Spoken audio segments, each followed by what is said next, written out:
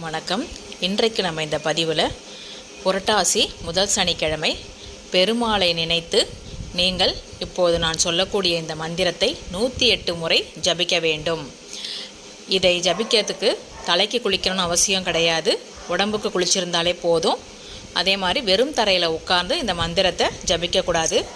வாங்க இப்போ நம்ம அந்த மந்திரம் என்னன்னு நம்ம பார்க்கலாம்.